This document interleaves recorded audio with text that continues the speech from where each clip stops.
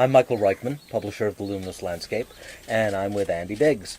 And Andy, you've been running photographic safaris in Africa now for quite a few years.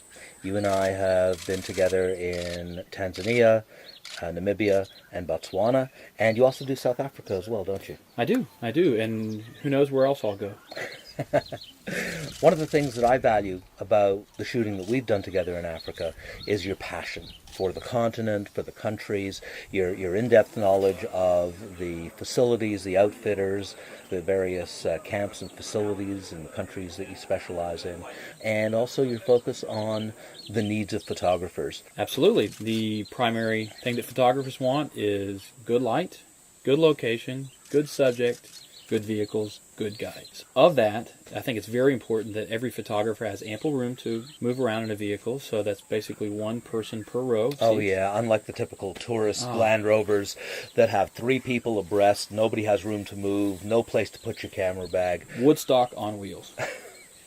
I also concentrate my safaris around the best times of the year, given the location. For example, January, February are wonderful times to go visit Tanzania for the wildebeest calving season. Mm-hmm. Namibia is wonderful during its fall and spring months. Botswana during the drier months where the Okavango River spills into the Okavango Delta and you have an abundance of wildlife concentrated. So I think what photographers most need, few people per vehicle, great guides, being at the right place at the right time, and good light. I think the other component is experience with the guides in each of the countries, and so working together with them to optimize viewing and photographic opportunities. Very, very, very important. A good example of that is photographing a leopard in a tree. We did that in Botswana together, and what I saw happening that I really appreciated was the ability to take the time, to not be pressured by the guides to say, oh, we have to get back to the lodge for lunch. Just take the time that it was necessary, and as a consequence, we were able to reposition the vehicles multiple times, photograph the leopard in 2 separate trees, on the ground, stalking.